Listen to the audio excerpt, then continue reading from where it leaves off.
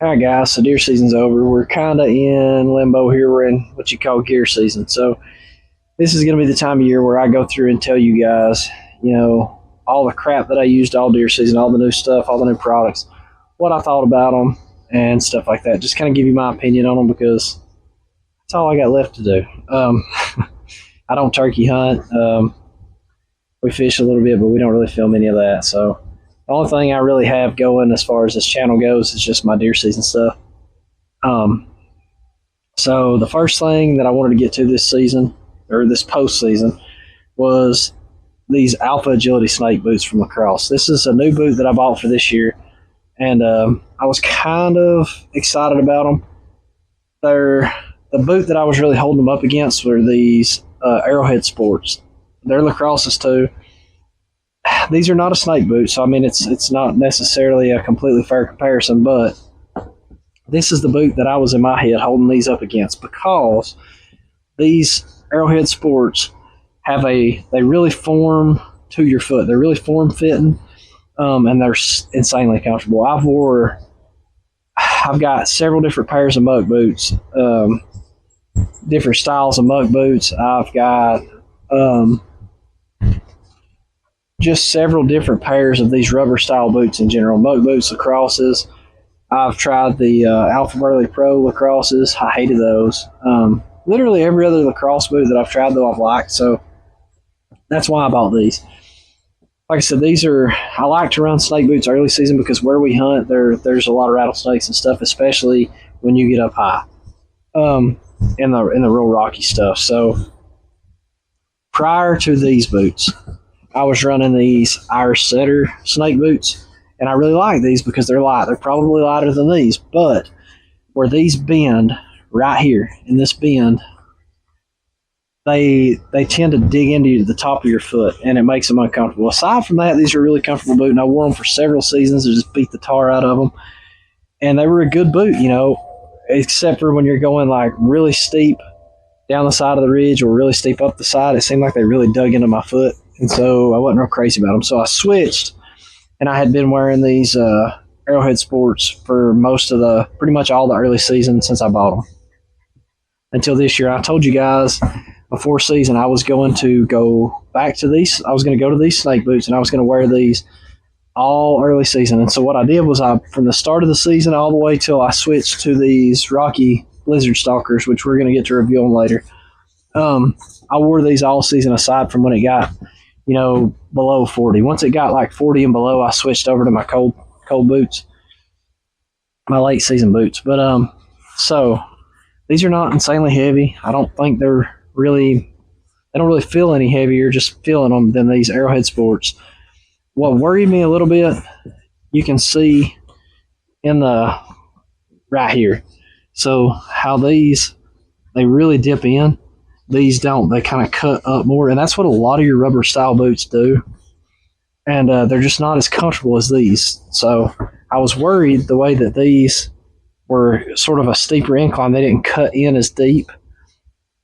I was worried these were not going to be as comfortable, but that wasn't the case. Like I said, I wore them all season. They held up great. I don't really you can look up close at these boots. There's nothing breaking. There's nothing coming apart, tearing up anywhere. And I've really put these things through it. Like I wore the crap out of them. There's still a ton of mud in them. They're decently aggressive tread on the bottom, so they're pretty grippy. I guess you'd say they do pretty good as far as grip. They're not quite as aggressive as the lugs on the bottom of these Arrowhead Sports. These are a little deeper and stuff. They're just a different tread pattern, I guess you'd say. But they did pretty good. Like I said, they're not slick or anything. I don't think you're gonna fall and bust your head. Where these shine, is they are a snake boot, so they're supposed to give you full protection all the way to the top of the boot. It's supposed to be snake proof, not they're not supposed to be able to bite through this. Honestly, I don't really see what the difference is just by looking in the neoprene here and the neoprene on these. They feel just as thick. Maybe they're not. Maybe these are a little thicker in the neoprene than these are. I don't know. But, these are not supposed to be snake proof. They're not advertised that way. These are. So this was our early season snake boot. I said the only real thing that seems like it's kind of took a hit is whatever this fabric is right around the top of this cuff right here has gotten kind of chewed up, frayed up a little bit. You can probably see in the light. It's a little, but that's just from the briars and stuff, running all through all the briars and the stuff crap that we do. But other than that, I mean, these things are 100% perfect. Like I said, they're scratched all the crap. I got a little blood on them here. I got blood on all over them. There's blood on them all over in places, but they've just been a really good boot. Like I said, they're super comfortable as far as a snake boot goes. They're not real stiff or anything like that. They flex good. I really liked them, and they're not really any more expensive than any other rubber style boot. So you're looking at like between 100 150 bucks, I think. 130, 150, something like that is what I think these run. I don't really remember off the top of my head, but they're not, what I'm getting at is they're not really any more expensive than a boot that's not a snake boot. So assuming you hunt a place that's real snaky early season or, you know, throughout the deer season, and you want to run a snake boot, I'm not telling you go out and buy snake boots. Some people don't like them, whatever, but I feel better running them than not. So as far as me running a snake boot, this is what I wanted to try, because like I said, I hate lace-up boots. Can't stand them. I would rather have a slip-on boot myself. That's just me. I feel like they're more comfortable, and I don't have to deal with all the lacing and nonsense like that. So these boots, like I said, for the money, I love them. I would definitely recommend buying a pair of these. Like I said, for me, they may completely fall apart next season. I don't know. And if they do, I'll come back and give you another review and say, hey guys, these made it 2 seasons and they fell apart, so that you know whether or not you think it's worth your money. But as far as I'm concerned, as of right now, I put a whole season on them, just pounding the crap out of them.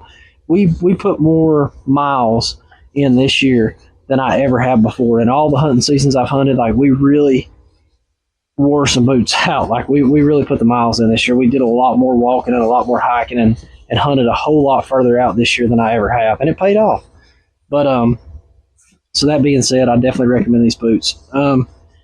Going forward, over the next several months, I'm not going to be pumping out the kind of videos I did during hunting season. Like, you're not going to have a video every week or every 2 weeks of where I've had a good hunt and got a deer or whatever. So basically what I'm down to is my gear reviews, because I don't turkey hunt, just don't care for it. I don't really, we fish, but we don't really film any of that. So my main thing for these next several months till hunting season starts again, till we start hitting the woods again, is gear reviews. So what I'm going to do is just go through. I've got a ton of stuff that I bought for this last deer season and the season before that I haven't done reviews on yet, that I just really wanted to get the time in and put them through their paces, and just before I told anybody, hey, this is what I think about it, because I'd hate for anybody to go buy anything and be like, God, that was terrible, I shouldn't have listened to that guy. And you may still think that.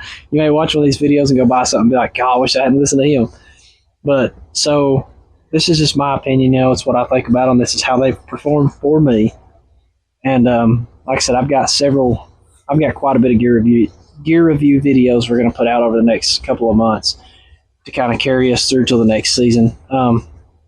If anybody watched any of this stuff, if you've seen any of the crap that I'm running, or through some of my hunting videos and stuff like that, like if you've seen anything that you got questions on, or you'd like to see a video on, let me know. Put it in the comments, because I'm struggling at this point. Like I said, I've got quite a few gear review videos, stuff that we're gonna do review videos on that I've been using. But aside from that, that's about where we're at. So I don't have anybody sending me a bunch of free crap to do videos on, and I'm not just gonna go buy stuff just to be doing videos on.